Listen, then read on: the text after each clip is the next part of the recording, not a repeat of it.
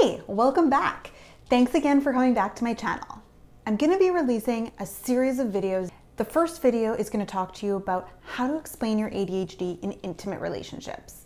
Then there's going to be two subsequent videos, one about how to explain it to people that you're close to, so friends and family. And then the third one's going to be about coworkers, because we all know how difficult it could be to have ADHD in the workplace, and then explaining it is mind-blowing because not everybody is so accepting and the accommodations aren't always there. Let's dive into intimate relationships.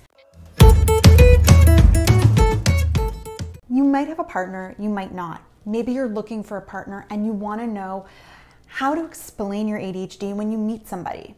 Or you're in a relationship now and your partner doesn't really understand why you act or do things a certain way, and you just wish they could understand it. Perhaps you're going to show them this video, or you're going to use the takeaways to go and explain it. Before you even think about explaining your ADHD to your partner or a future partner, I want you to dig in and understand your ADHD for yourself. Where does it affect you? What parts of your life are affected or impacted positively and negatively? How do you plan? How do you go about your daily routines? How do you do things on a regular day-to-day basis that might not only affect you, but also affect them? How do you maintain your household? Because that will affect a future partner that you're going to live with, or a partner that you're already living with. How do you do things when you're out in public? Are you the type to blurt out things impulsively? Are you the type to be at a party or in a room at an event and stay quiet the entire time because you're so afraid to speak because of what might come out? Know your ADHD.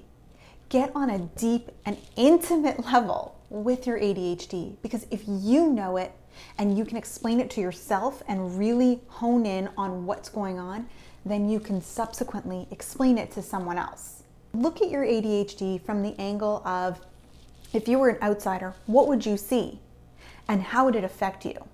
Now think about, if you're your partner, what do they see and how is it affecting them?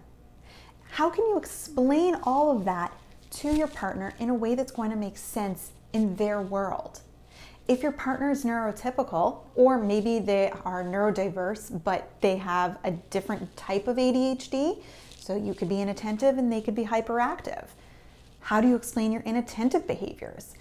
You need to be able to explain them in a way that makes sense to the other person. So put yourself in that person's shoes. And while you're explaining it, you need to also be able to tell the person how it's going to affect them and how you plan to try and help that. So let's dive into an example. One example could be that you're very messy, and not because you want to be, but because the act of cleaning up and keeping house is something that is so incredibly difficult. Your brain can't organize the day and the tasks to get everything done.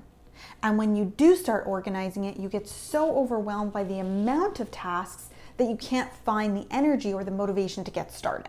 That's in a nutshell. How do you explain that to your partner who is so excessively needing a neat and clean household? Well, you start by explaining how your brain is working. You start by saying, my brain is so overwhelmed. I have mounds of thoughts going through my head and I can't seem to catch them all. And when I go to plan my day, I might know exactly what I need to do, but I get lost in the little things. And I can't break my focus when I start getting hyper-focused on a task. For example, you might have to do laundry, dishes, mop the floors, clean the toilets. And let's say you start your day with laundry, but then you get so caught up in folding that the dishes and the toilets and the floors get neglected. And you need to explain to your partner, it's possible for you to get hyper-focused. And what they could do to help you is maybe give you a gentle, kind reminder to say, hey, want help with those dishes? Or they could say something like, hey, I noticed you've been doing the laundry for the last hour. Why don't you stop that now? Let's go do the dishes together. Remind them that it's okay to give you gentle, kind reminders and encourage them to do that. My partner does it all the time, and it's the only way that I manage to get certain essential tasks done. I use the Google Tasks on my phone and I put everything in as tasks that need to get done as soon as my partner tells me. Because if I don't put it in there, it won't get done. And sometimes even when it's in there, it still doesn't get done. And he has to come back and remind me again and again. And if he watches this video, he's gonna tell me that this is the only way that he knows things will get done, if he continues to remind me. But we've come to an agreement where I'm happy with those reminders. And you need to come to an agreement with your partner where they understand you and you understand them, and you work together to form a relationship and a partnership so that you can work together, so you can both be effective and you can have the best outcome as a couple. I hope this helped. Let me know in the comments below. There's some videos linked here as well. Watch them, let me know your thoughts, and I'll see you in the next video.